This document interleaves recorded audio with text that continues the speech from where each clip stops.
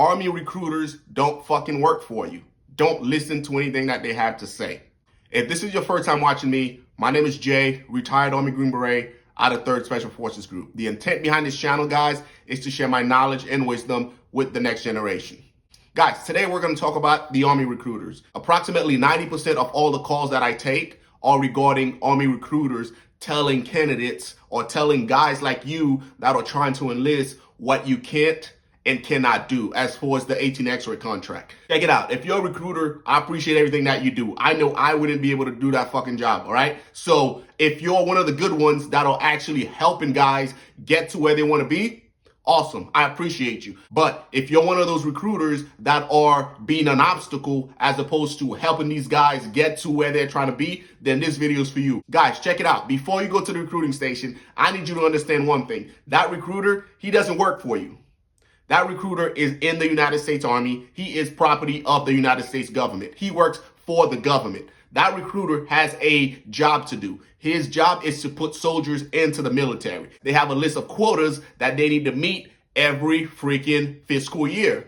If they meet that quota for one MOS, guess what they're going to try to do? They're going to try to sway you towards a different MOS that they need to fill. And I feel like that's the case majority of the time when you as a candidate go and try to get 18 X-ray. So you as a candidate, this is how you need to handle it. You go into the recruiting office. Hey, Mr. Recruiter, I want to go shoot motherfuckers in the face. Recruiter looks at you and say, hey, that's not available, but I can help you feed the motherfuckers that shoot people in the face.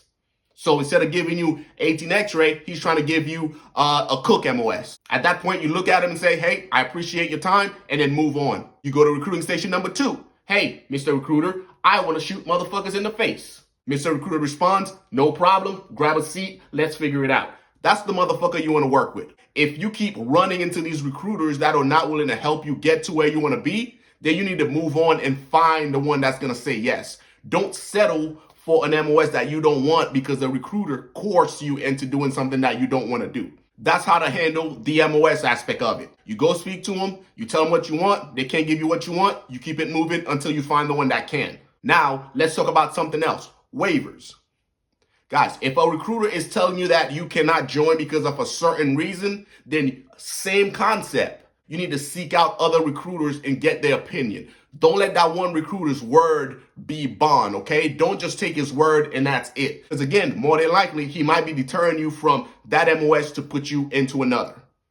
And I'm only telling you this because I know how fucking recruiters work. I was there once too when I signed up. If you want the 18 X-ray program, make sure you get it. If you run into any obstacles and you need to submit waivers, submit waivers. If they tell you that you've been disqualified because of that particular incident or that particular injury, guys, move on and find another recruiter and run it by him again. If that guy tells you the same thing, get a third opinion. The rule of 3. If all 3 recruiters are telling you the same thing, more than likely it's true. But if one is telling you one thing and the other 2 isn't, then guys, that one dude is fucking lying. That's how you handle recruiters. Again, this isn't to bash recruiters. This is just to provide information to the candidates that have been reaching out and asking me questions regarding lies that recruiters are telling them. If you're a recruiter out there, again, I appreciate you and everything that you do, but I urge you to steer these guys in the right direction so they can get to where they want to be and then join the military as opposed to going in some career that they don't want.